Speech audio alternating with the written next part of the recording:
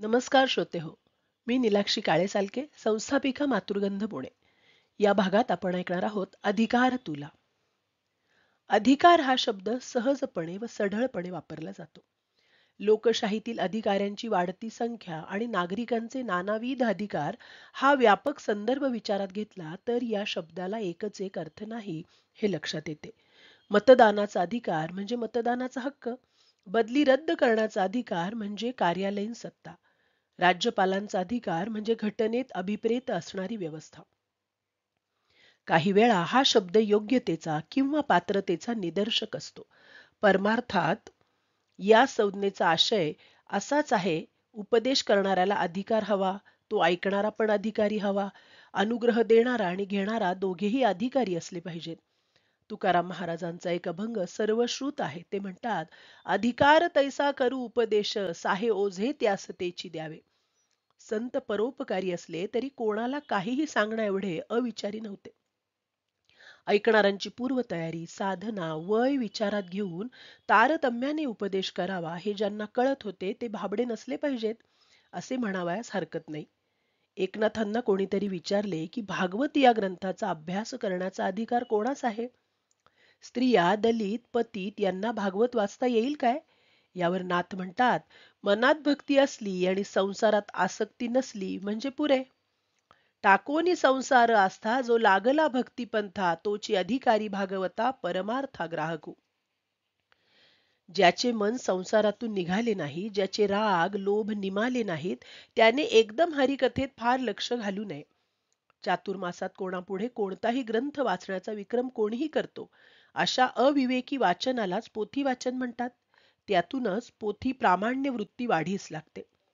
परमार्थाचे विवेचन किंवा श्रवण करण्यास अंगी काय असावयास हवे? विषयाबद्दलची आस्था, किमान वैराग्य आणि पुरेसा विवेक ही गुणसंपदा जिच्या ठायी आहे, अशी निरक्षर स्त्री सुद्धा भागवत श्रवण करू शकते. पूर्वी वाचन क्षमता असणारी साक्षर माणसे कमी होती. पण निरक्षरांचे नुकसान टाळावे यासाठी त्यांना श्रवणाचा अधिकार ठेवला होता. तरी श्रवणासाठी सुद्धा किमान अर्हता लागतच होती. परमार्थ ही रिकाम टेकड्यांची उठाठेव कधीच नव्हती.